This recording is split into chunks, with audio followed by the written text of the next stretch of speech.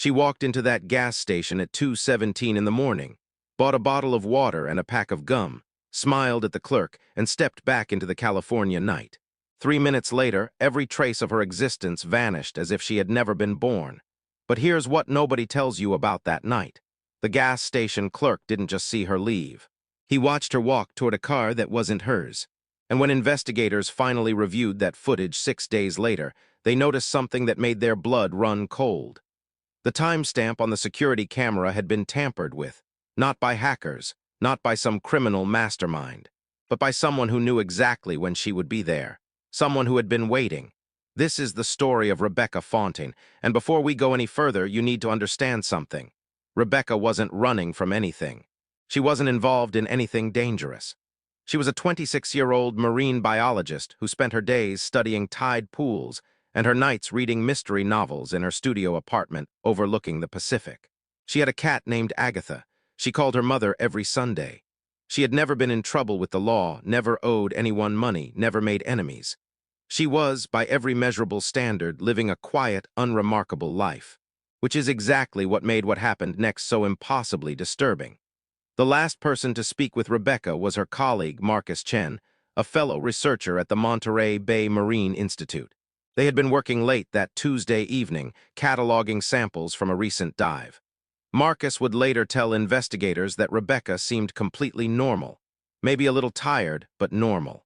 They talked about their upcoming presentation. They joked about their boss's terrible coffee. At 10:45, Rebecca said goodnight, grabbed her canvas tote bag, and walked to her car. Marcus watched her drive away. He was the last person who knew her to see her alive, or so everyone thought. What Marcus didn't know, what nobody knew, was that Rebecca had a secret. Not a dark one, not a criminal one, but a secret nonetheless. For the past 3 months, she had been driving to that specific gas station in Seaside, a small town about 15 minutes from her apartment, every Tuesday night at exactly 2:15 in the morning. She would buy the same thing, water and gum. She would exchange a few words with whoever was working the night shift, and then she would leave. Why did she do this? That question would haunt everyone who tried to make sense of her disappearance. Because when you're trying to find someone who vanished without a trace, every unexplained pattern becomes a potential clue, or a potential trap. The gas station was a Shell station on Fremont Boulevard, one of those 24-hour places that serves as a beacon for insomniacs, truck drivers, and people who don't want to go home. The overnight clerk that Tuesday was a 62-year-old man named Donald Pritchard.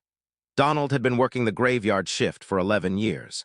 He knew the regulars, the delivery drivers who came in at 4 in the morning for coffee, the college students who stumbled in after parties, the nurses finishing their shifts at the nearby hospital, and for the past 3 months he knew Rebecca. She never told him her name, but he recognized her. Same time, same items, same quiet smile. Donald would later tell police that there was something almost meditative about her routine, like she was marking time. Like she was waiting for something. On the night she disappeared, Donald said Rebecca seemed exactly the same as always. She walked in, went straight to the refrigerated section, grabbed a bottle of spring water, then picked up a pack of spearmint gum from the rack near the register. She paid in cash $3.47. She made a comment about how cold it was outside. Donald agreed. She smiled, said thank you, and walked out. Donald watched her through the window as she crossed the parking lot. He watched her walk past her own car, a silver Honda Civic that was parked near the air pump. He watched her approach a dark sedan parked in the far corner of the lot, away from the lights. He watched her open the passenger door and get in. And then he turned back to his phone because, as he would later admit to investigators, he assumed she was meeting a friend. Maybe a boyfriend. It wasn't his business, except it was. Because that was the last time anyone saw Rebecca Fontaine. When Rebecca didn't show up for work on Wednesday morning, her supervisor wasn't immediately concerned. Rebecca was reliable, yes, but everyone has off days. Maybe she was sick. Maybe there was a family emergency. Her supervisor sent a text. No response. She tried calling, straight to voicemail. By noon, concerns started to creep in. By 3 in the afternoon, her supervisor called Rebecca's emergency contact, which was her mother, Diane Fontaine, who lived in Sacramento. Diane hadn't heard from Rebecca since their usual Sunday call. She tried calling her daughter. Nothing. She tried texting. Nothing. By 5 in the evening, Diane was in her car, driving the 3.5 hours to Monterey, her heart pounding with a dread she couldn't name. When Diane arrived at Rebecca's apartment that evening, she used the spare key her daughter had given her years ago. The apartment was exactly as Rebecca had left it. Bed made, dishes washed and put away. Agatha the cat meowing for dinner. Rebecca's laptop was on her desk, closed. Her purse was gone, which made sense since she would have had it with her. Her phone charger was plugged into the wall beside her bed. Her toothbrush was in the bathroom. Everything was normal, too normal. It was as if Rebecca had stepped out for an errand and simply never came back. Diane fed the cat, sat on her daughter's couch, and called the police. The Monterey Police Department took the missing person report seriously, but in those first 48 hours they were working with almost nothing. Rebecca was an adult. There were no signs of a struggle. Her car was missing, which suggested she had driven somewhere of her own volition. Her bank account showed no unusual activity. Her credit cards hadn't been used since a grocery store purchase on Monday afternoon. Her phone was off or dead, and its last known location, according to her carrier, was near her apartment around 11 on Tuesday night. The working theory was that Rebecca had driven somewhere, possibly to meet someone, and for reasons unknown had not returned. It wasn't yet a criminal investigation. It was simply a missing person case. That changed 6 days later when a jogger found her car. The silver Honda Civic was discovered in a parking lot at Asilomar State Beach, about 4 miles from the gas station where Rebecca was last seen. The car was locked. There was no damage to the exterior. Inside, everything appeared untouched. Rebecca's reusable coffee mug was in the cup holder. A sweatshirt was draped over the passenger seat. Her registration and insurance documents were in the glove compartment, but there was no purse, no phone, no keys, and most disturbingly, no indication of where Rebecca had gone or why she had left her car there. The lot was popular with early morning beachgoers and surfers, which meant the car could have been sitting there for days without anyone thinking twice about it. When police processed the vehicle, they found Rebecca's fingerprints as expected, but no one else's. No signs of forced entry, no blood, no weapon, no note. Just an abandoned car and a growing list of questions. Here's where the investigation started to fracture into competing theories. Some detectives believed Rebecca had gone to the beach voluntarily, perhaps to clear her head or meet someone, and had encountered foul play. Others thought she might have staged her own disappearance, though they couldn't point to any motive. Her life was stable. She wasn't in debt. She wasn't running from anyone. A third theory, quieter and more disturbing, started to take shape among the more experienced investigators. What if Rebecca had been taken? What if someone had been watching her, studying her routines, waiting for the right moment? And what if that moment had been at the gas station, in the dead of night, when she was alone and vulnerable? This theory gained traction when Detective Alicia Brennan, a 15-year veteran of the Monterey Police Department, decided to pull security footage from every business and traffic camera within a 5-mile radius of Rebecca's last known location. It was a tedious process, hours of grainy footage, endless loops of empty streets and passing headlights, but Brennan was thorough, and on day 9 of the investigation she found something. At 2:23 in the morning on the night Rebecca disappeared, a dark blue sedan, possibly a Toyota Camry, was captured on a traffic camera heading south on Highway 1. The license plate was obscured, either deliberately or by dirt. But in the passenger seat, visible for just a fraction of a second, was a woman with long, dark hair. Like Rebecca. The car was heading toward Carmel, toward the beach, toward the exact area where Rebecca's car would later be found. Detective Brennan requested the gas station footage. When she finally sat down to watch it, she saw exactly what Donald Pritchard had described. Rebecca entering the store, Rebecca making her purchase, Rebecca leaving, and then Rebecca walking across the parking lot toward a dark sedan. The footage was grainy, but Brennan could make out the shape of the vehicle. A sedan, dark-colored, possibly blue. She watched Rebecca open the passenger door. She watched Rebecca get in, and then she watched the car pull out of the lot and disappear into the night. Brennan rewound the footage. She watched it again, and that's when she noticed the timestamp. It read 2:17, exactly when Donald said Rebecca had entered the store. But when Brennan checked the timestamp on the segment showing Rebecca getting into the car, it also read 2:17. That was impossible. Rebecca had spent at least 3 minutes inside the store. The footage should have shown a timestamp of 2:20 or 2:21 when she exited. Something was wrong. Brennan brought in a digital forensics expert to examine the footage. What they discovered made the case explode into something far more sinister. The timestamp had been manipulated, not erased, not deleted, but altered. Someone with access to the gas station's security system had changed the time code on that specific segment of footage. They had made it appear as though Rebecca had entered and exited the store at the exact same time, which was absurd. But more than that, the manipulation had been done remotely. Whoever altered the footage had accessed the system from an external IP address, and they had done it within hours of Rebecca's disappearance. This wasn't a crime of opportunity. This was premeditated. This was planned. This was someone who knew what they were doing, and that someone was still out there. The revelation changed everything. The FBI was brought in. The case was upgraded to a suspected abduction. Rebecca's face appeared on news outlets across California. Tips started pouring in. Dozens of them, hundreds of them. Most were well-meaning but useless. Someone thought they saw Rebecca at a grocery store in San Jose. Someone else claimed she was working at a diner in Fresno. None of the sightings panned out. But one tip, called in anonymously, gave investigators their first real lead.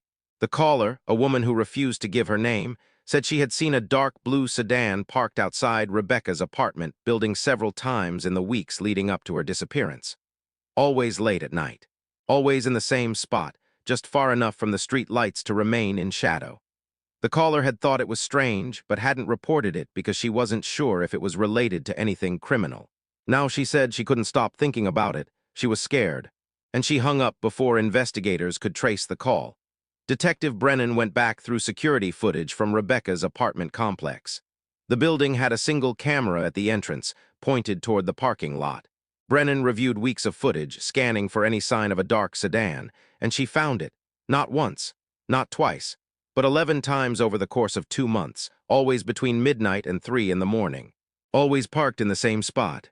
Always staying for 20 to 40 minutes before driving away. The license plate was never visible. The make and model were hard to determine in the low light, but the pattern was undeniable. Someone had been watching Rebecca, studying her, learning her routine, and then on that Tuesday night they had acted. But why? That was the question that tormented everyone involved in the case. Why Rebecca? She wasn't wealthy, she wasn't famous, she didn't have enemies, she didn't have secrets. Or did she? Detective Brennan decided to dig deeper into Rebecca's life. Not the surface-level details everyone already knew, but the hidden spaces. The places people don't talk about. She started with Rebecca's laptop. Forensic analysts found nothing alarming. Work emails, online shopping, streaming services, social media accounts that were rarely updated. But buried in her browser history, Brennan found something odd. In the 3 months leading up to her disappearance, Rebecca had been researching a very specific topic. Cold cases, unsolved disappearances, missing women in California. She had visited forums, read articles, downloaded police reports that were publicly available. Why? What was she looking for? Brennan contacted Rebecca's mother. Diane was distraught, barely sleeping, clinging to any shred of hope that her daughter might still be alive. When Brennan asked her if Rebecca had ever mentioned an interest in true crime or unsolved cases, Diane paused. Then quietly she said yes. About 4 months ago, Rebecca had called her late one night, which was unusual. Rebecca had sounded upset. She told her mother that she had been thinking about her Aunt Laura, Diane's younger sister. Laura had disappeared in 1994, 31 years ago, when she was 23 years old. She had been living in Santa Cruz, working as a waitress, trying to figure out her life. One night, she left her apartment and never came back. Her car was found a week later in a beach parking lot. Her case was never solved. Diane had spent decades wondering what happened to her sister. And now, Rebecca had started asking questions. She wanted to know details. She wanted to see police reports. She wanted to understand what the investigators had missed. Diane had told her daughter to let it go. It was too painful, too old, too broken, but Rebecca hadn't let it go. She had kept digging. This revelation opened up a new and chilling possibility. What if Rebecca had uncovered something? What if, in her research into her aunt's disappearance, she had stumbled onto information that someone didn't want uncovered? What if her questions had drawn the attention of someone dangerous? Detective Brennan requested the case files on Laura Fontaine's disappearance. They were stored in a dusty archive, barely touched in 3 decades. The investigation had gone cold within months. There were no suspects, no witnesses, no evidence, just a missing woman and a family that never got closure. But as Brennan read through the files, she noticed something. Laura's car had been found at Asilomar State Beach, the exact same location where Rebecca's car was discovered, the exact same parking lot, 31 years apart. That couldn't be a coincidence. Brennan pulled up a map and marked the locations. The gas station where Rebecca was last seen, the beach where her car was found, the apartment where her Aunt Laura had lived in 1994, the bar where Laura was last seen. And then Brennan added one more location, the street where the dark sedan had been spotted outside Rebecca's apartment. When she connected the points, a pattern emerged. All of the locations were within a 10-mile radius. All of them were connected to Highway 1. And all of them were places where someone could observe, follow, and intercept without being noticed. Brennan started to feel the weight of what she was looking at. This wasn't just about Rebecca. This wasn't even just about Laura. This was something bigger, something that had been happening for a very long time. She requested a list of unsolved missing person cases in Monterey and Santa Cruz counties dating back 40 years. The results were staggering. 17 women, ages 20 to 35, had disappeared under similar circumstances. No signs of struggle. Cars found abandoned near beaches. No evidence of where they had gone or why. Some of the cases were decades old. Some were more recent. But the pattern was consistent. And in almost every case, there had been reports of a dark sedan seen near the victim's home or workplace in the weeks leading up to their disappearance. It had never been enough to build a case. Never enough to identify a suspect. But now, with Rebecca's disappearance and the evidence of surveillance and premeditation, the pieces were starting to fit together. There was a predator, and he had been hunting for decades. The FBI assembled a task force. Behavioral analysts were brought in to build a profile. The suspect was likely a white male, aged 50 to 70, intelligent, methodical, with a deep knowledge of the area. He likely lived locally or had strong ties to the region. He was patient. He didn't act impulsively. He studied his victims, learned their routines, and struck when they were most vulnerable. He used technology, which suggested he was comfortable with computers and security systems. And most disturbingly, he had been doing this for so long without getting caught that he had become confident. Maybe too confident, which meant he might make a mistake. The question was whether they could catch that mistake before it was too late for Rebecca. If it wasn't already too late. While the task force worked on the profile, Detective Brennan focused on the gas station. Why did Rebecca go there every Tuesday at 2 in the morning? It was the key to everything. She couldn't have been meeting someone because Donald had said she arrived alone and left in a different car. She couldn't have been buying something she needed because the items she purchased were trivial. So what was she doing? Brennan went back to the gas station and spoke to Donald again. She asked him if Rebecca had ever said anything unusual, if she had asked questions, if she had seemed nervous or distracted. Donald thought for a moment, then said that about a month ago, Rebecca had asked him if he remembered working the night shift in October of 1994. Donald had been confused. He told her he had only been working at the station for 11 years. Before that, he had worked in construction. Rebecca had seemed disappointed. She thanked him and left. Donald hadn't thought much of it at the time, but now he wondered if it meant something. October 1994, that was the month Laura Fontaine had disappeared. Rebecca had been trying to retrace her aunt's last known movements, and somehow that had led her to this gas station. Brennan pulled the old case files again. According to witness statements, Laura had been seen at a gas station on Fremont Boulevard the night she disappeared. The address wasn't listed, but Fremont Boulevard was a long street. Brennan cross-referenced the locations. The Shell station where Rebecca had been going was built in 2002. Before that, there had been a different gas station on the same lot, an independent station that had closed down in the late 90s. Brennan requested blueprints and property records, and that's when she found it. In 1994, the gas station on that lot had been called Calmart Fuel, and according to old police reports, Laura Fontaine had been seen there on the night she disappeared, buying a bottle of water and a pack of gum at 2:15 in the morning. Rebecca had been recreating her aunt's last known steps. She had been going to that gas station at the same time, buying the same items, trying to understand what had happened. Maybe she thought she could find a clue. Maybe she thought she could draw out whoever had taken her aunt.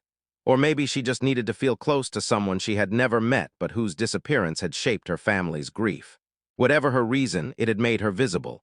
It had put her on the radar of someone who didn't want the past disturbed, and it had cost her everything. The realization sent shockwaves through the investigation. If the same person who had taken Laura in 1994 had taken Rebecca now, that meant the suspect had been active for at least 31 years. It meant he was older, likely in his 60s or 70s. And it meant he had been incredibly careful, incredibly lucky, or both.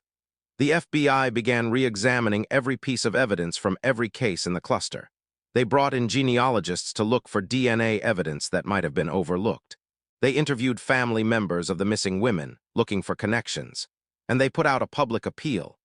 If anyone had information about a dark blue sedan or a man who had been in the area during any of the disappearances, they needed to come forward. The tip line lit up, and buried among the noise was a call that would change everything. The caller was a woman named Eileen Marsh. She was 74 years old, a retired schoolteacher living in Pacific Grove. She said she had something to tell the police, but she was scared. When Detective Brennan met with her, Eileen was shaking. She said that in 1993, she had been driving home late one night when she saw a car pulled over on the side of Highway 1 near Asilomar Beach. A dark sedan, the driver's door was open and a man was standing next to it looking down at the ground. As Eileen slowed down, she saw what he was looking at. A woman's shoe, just one, lying in the dirt. The man looked up and made eye contact with Eileen. She said his expression was blank, emotionless. It terrified her. She drove away and never reported it because she didn't know what she had seen. She didn't know if the man was helping someone or hurting someone. She didn't know if the shoe belonged to someone in trouble or someone who had just lost it. But the image had stayed with her for 32 years. And now, seeing the news about Rebecca Fontaine, she couldn't stay silent anymore. Eileen described the man, tall, maybe 6 feet, thin build, dark hair though it might have been graying. He was wearing a jacket, dark-colored, and jeans. She couldn't see his face clearly in the dark, but she remembered his eyes. Cold, empty. Brennan showed Eileen a series of photos, composite sketches from other cases, images of potential suspects. Eileen studied them carefully. Then she pointed to one, a sketch from a 2008 case. A woman named Amanda Ruiz had disappeared from Carmel. Before she vanished, a neighbor had reported seeing a man sitting in a parked car outside Amanda's apartment. The neighbor had given a description to a sketch artist. The man in the sketch was older now, but Eileen was certain. That was him. That was the man she had seen on the highway in 1993. The task force mobilized. They pulled every piece of information they had on the 2008 case. Amanda Ruiz had been a 29-year-old graphic designer. She had disappeared after leaving a friend's house late one night. Her car was found 3 days later at Asilomar Beach. The same parking lot. The neighbor who had reported the suspicious man had given a partial license plate, California tags. The first 3 characters were 5JR. At the time, investigators had run the partial plate, but it had returned hundreds of possible matches, and without more information, the lead had gone nowhere.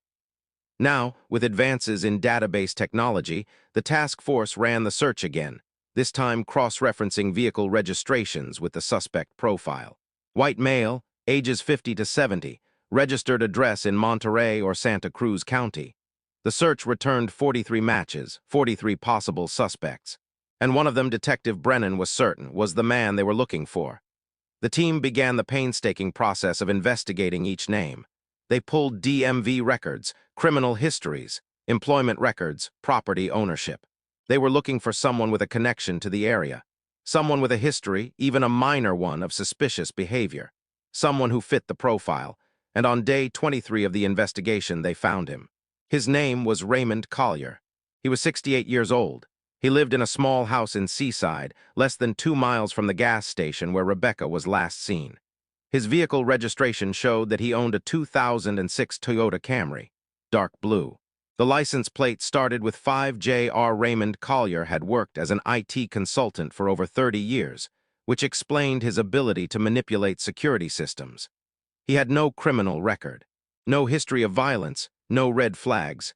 He was, by all appearances, an ordinary man living an ordinary life. But when investigators pulled his work history, they found something chilling.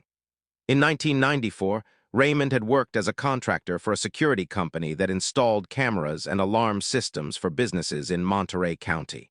One of his clients had been Calmart Fuel, the gas station where Laura Fontaine was last seen.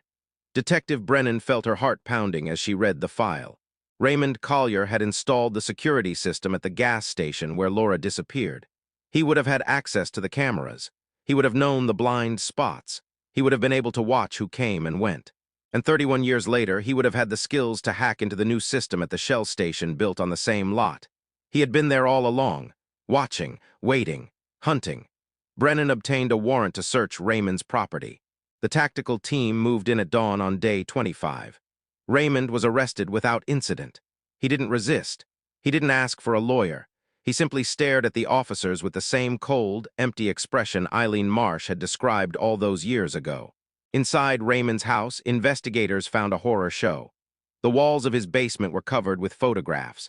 Not explicit images, not trophies in the traditional sense, but surveillance photos, dozens of women, hundreds of images. Taken from a distance, through windows, in parking lots, at gas stations, at beaches. Some of the women were smiling, unaware they were being watched. Others looked tired, distracted, vulnerable. And in the corner of the basement, inside a locked metal cabinet, investigators found personal items. A driver's license, a hairbrush, a keychain, a necklace, each item tagged with a name and a date. Laura Fontaine, October 1994. Amanda Ruiz, July 2008. And 16 other names, 16 other women, all of them missing, all of them unsolved. And at the bottom of the cabinet in a small plastic bag was a bottle of spring water and a pack of spearmint gum. Unopened. Dated 3 weeks ago. The last items Rebecca Fontaine had purchased before she disappeared. Raymond Collier was charged with 17 counts of kidnapping and suspected murder. But despite the overwhelming evidence, he refused to speak. He refused to tell investigators where the women were. He refused to explain why he had done it. He sat in the interrogation room, silent, staring at the wall as if the detectives weren't even there. Days passed, then weeks. The families of the missing women begged for answers. Where were their daughters, their sisters, their mothers? Were they still alive? Raymond said nothing. The investigation shifted to finding the victims. Cadaver dogs were brought in to search properties Raymond had owned or visited. Ground-penetrating radar scanned remote areas along Highway 1. Dive teams searched the waters off Asilomar Beach, but the coastline was vast. The terrain was rugged, and after more than 30 years, finding remains was nearly impossible. The searches turned up nothing, and the families were left with the unbearable weight of not knowing. But Detective Brennan wasn't ready to give up. She went back to Raymond's house. She studied every inch of the basement. She examined the photographs, the patterns, the locations, and she noticed something. In the background of several photos, there was a structure, a small, weathered building. It appeared in images from different years, different victims. It was always distant, never the focus, but it was there. Brennan enhanced the images. The building looked like an old storage shed or a pump house. She compared the backgrounds to satellite images of the area. And after hours of searching, she found a match. The structure was located on a piece of undeveloped land off Highway 1, about 6 miles south of Asilomar Beach. The property had been abandoned for decades. It was overgrown with brush and trees. There was no road leading to it, no reason for anyone to go there, except Raymond. Property records showed that the land had been owned by Raymond's late father, who had died in 2001. Raymond had inherited it but had never developed it. It was the perfect hiding place. The tactical team moved in the next morning. They cut through the overgrowth and approached the structure. It was a small concrete building, half buried in the hillside. The door was padlocked, rusty but intact. When they broke it open and stepped inside, the smell hit them immediately. Death. Old and recent. The interior was dark, damp, cold, and along the back wall, partially covered with tarps, were human remains. The forensic team worked carefully, documenting everything. There were 17 sets of remains, 17 women. Some of the bodies were decades old, reduced to bones. Others were more recent. And among them, wrapped in a blue tarp, was Rebecca Fontaine. She had been dead for less than a month. The cause of death was asphyxiation. She had been restrained. She had suffered, and she had died alone in the dark, just like her Aunt Laura, whose remains were found beside her. The news broke like a shockwave. The families finally had answers, but the answers brought no peace, only grief. Rebecca's mother, Diane, collapsed when she was told. She had lost her sister 31 years ago. Now she had lost her daughter, both to the same monster, both in the same place. The trial of Raymond Collier became one of the most watched in California history. The evidence was overwhelming. The photographs, the personal items, the remains, but Raymond still refused to speak. His lawyer entered a not guilty plea despite the evidence, and the case went to trial. It took the jury less than 4 hours to convict him on all counts. He was sentenced to life in prison without the possibility of parole. 17 consecutive life sentences. And still, he said nothing. No confession, no apology. No explanation, just silence. The families had justice, but they didn't have closure, and they never would. Detective Alicia Brennan retired 6 months after the trial. She had spent 30 years in law enforcement, but the Rebecca Fontaine case broke something inside her. She couldn't shake the image of that basement. The photographs of women who had been watched, hunted, taken. She couldn't stop thinking about how many victims there might have been before the 17 they found. How many cases in other states, other counties, might be connected to Raymond Collier. She spent her retirement advocating for better tracking of missing person cases, better coordination between agencies, better technology to identify patterns before they became tragedies. She gave lectures. She wrote articles. And every year on the anniversary of the day they found Rebecca, she visited a Silomer beach and left flowers at the edge of the parking lot where it all began. She did it for Rebecca, for Laura, for all the women who had been taken, and for all the women who might still be out there waiting to be found. Rebecca's story didn't end with her death. Her colleagues at the Monterey Bay Marine Institute established a scholarship in her name for young women pursuing careers in marine biology. Her mother, Diane, started a foundation to support families of missing persons, and the gas station where Rebecca was last seen became an unlikely memorial. People left flowers, candles, photos, notes. The owner of the station eventually installed a small plaque near the entrance. It reads, "In memory of Rebecca Fontaine and all those who vanished, may we never stop looking." The plaque is still there. And every year on the anniversary of her disappearance, dozens of people gather at that gas station to remember, to honor, to promise that her name will not be forgotten. But there's something else, something that investigators never made public, something that Detective Brennan kept to herself for years before finally revealing it in an interview just last year. When forensic teams were processing Raymond Collier's basement, they found a journal. It was hidden behind a panel in the wall, handwritten, hundreds of pages. In it, Raymond had documented his crimes in meticulous detail. The dates, the names, the methods, but more than that, he had written about why. He wrote that he was invisible, that he had spent his entire life being overlooked, ignored, dismissed, and that taking these women, watching the fear in their eyes, holding their lives in his hands, was the only time he felt powerful, the only time he felt seen. He wrote that he had chosen women who reminded him of someone. He never said who.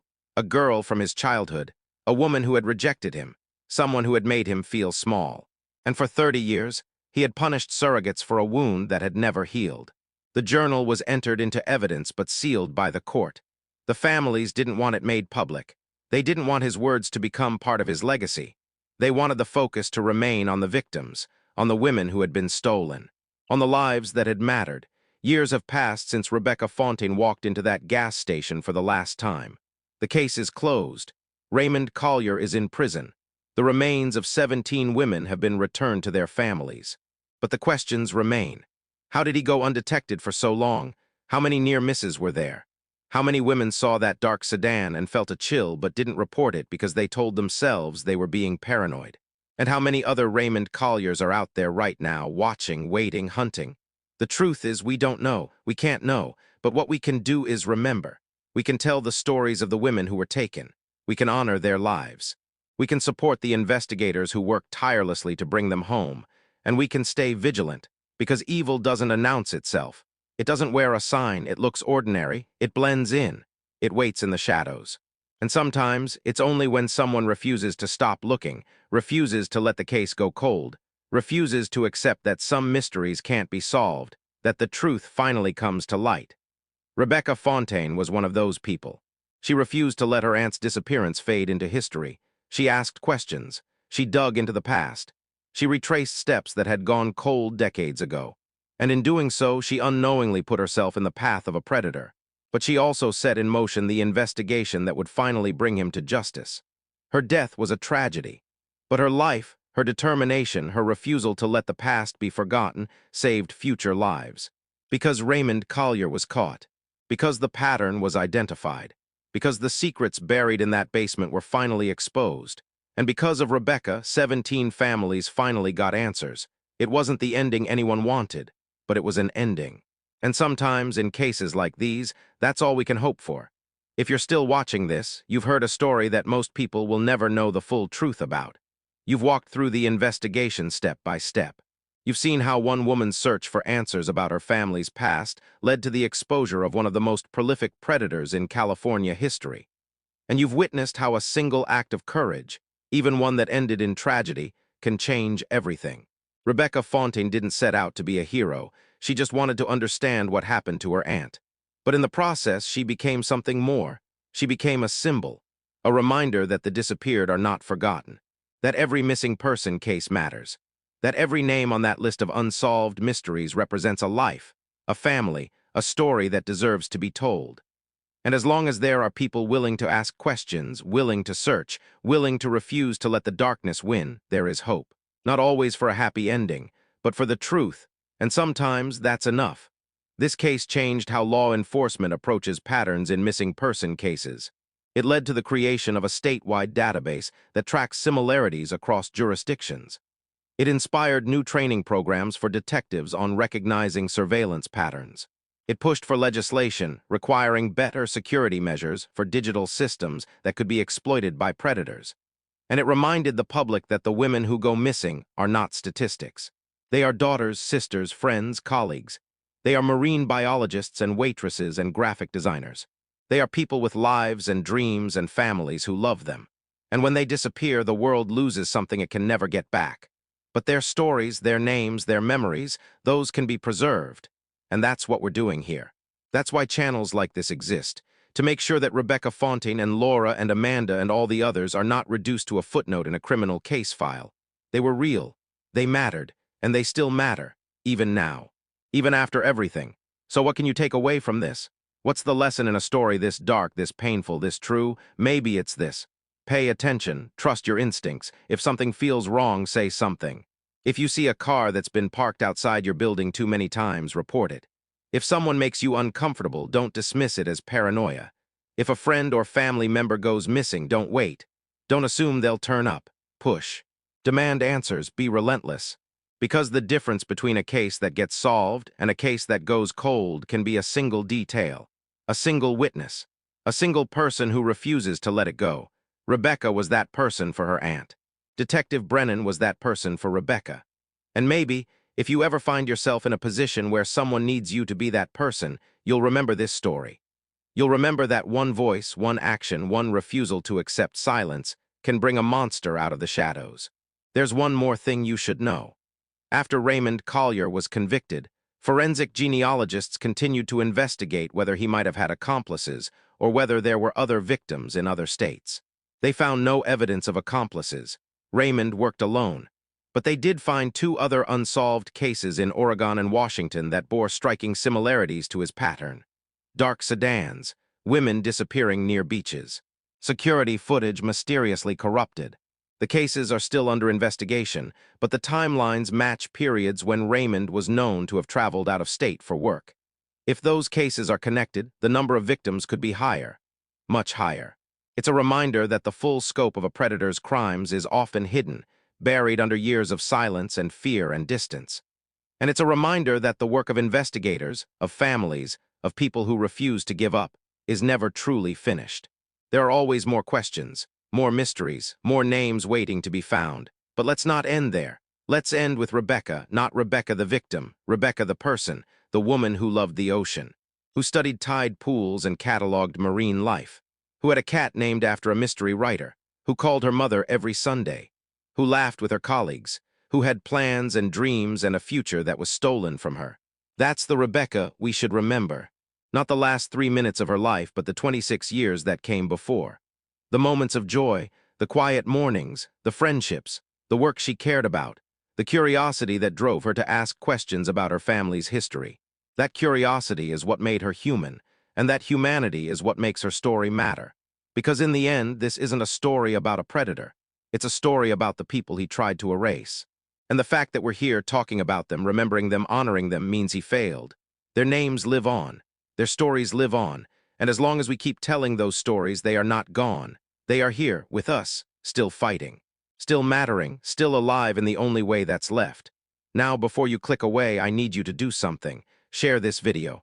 Not for the algorithm, not for the views, but because someone out there might be living through something similar. Someone might have a family member who disappeared. Someone might be seeing a car parked outside their home too many times. Someone might need to hear that they're not paranoid, that their instincts are valid, that they should speak up. And if this video reaches that person, if it helps even one case get solved, if it saves even one life, then it was worth it. Every second of research, every hour of editing, every moment spent uncovering the truth. That's why we do this, not for entertainment, not for shock value, but because these stories need to be told, and because the people who lived them and died in them deserve to be remembered. If you made it this far, thank you. Thank you for listening. Thank you for caring. And thank you for being the kind of person who doesn't look away when things get hard. The world needs more people like that. People who ask questions, people who search for answers, people who refuse to let the missing stay missing. Rebecca was one of those people, and in her memory we can all try to be a little more like her. Curious, determined, unafraid to shine a light into the darkest corners, because that's where the truth hides, and that's where the monsters live. And the only way to stop them is to drag them into the light, no matter how long it takes, no matter how hard it gets, and no matter who tells you to let it go. Don't let it go. Keep searching, keep asking, keep fighting. Because somewhere out there, someone is waiting to be found, and they're counting on people like you to never give up.